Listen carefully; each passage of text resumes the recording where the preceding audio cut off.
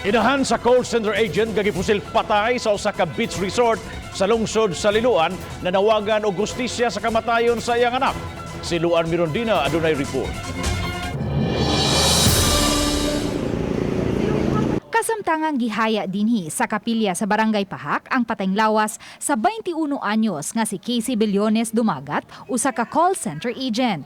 Ang biktima gipusil patay sa usa ka beach resort didto sa Liloan niadtong Huwebes sa hapon. Uban ni Casey ang iyang mga higala ug ang iyang inahan nga si Jingle. Matod sa inahan sa biktima, igo lang nananghid si Casey nga sugato niini ang motorsiklo nga nag-deliver sa gi-order nga swimsuit online apan nakadungog na lang siya og buto sa armas. Pagbalik niya sa pasod, nag-expect siya nga lalamove to.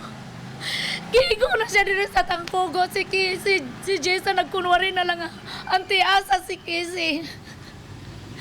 Namin nadungog nga buto sa armas pero siya mismo nagatod sa akong anak sakit. Magawas na ako ni Kawas ko sa pool kasi hirjang tantig na Lisa. Magawas na ako akong anak nakita na napasakit na akbana. Dead on the spot si Casey, human mahiagom ug samad pinusilan sa iyang tangkugo. Gibutyag sa inahan nga may nadawat ng death threat ang iyang anak.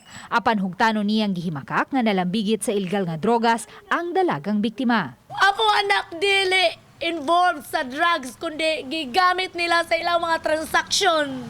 Kay walay ATM ang iyang uyab. Giswayan pagkuha sa RTV Balitang Bisdak ang habig sa Liloan Police Station. Apan sa pagkakutlo ning balita, wala pay mahatag nga update ang hepe sa dagan sa investigasyon. Uban ni Godfrey Rilien, Luan Mirondina, Balitang Bisdak.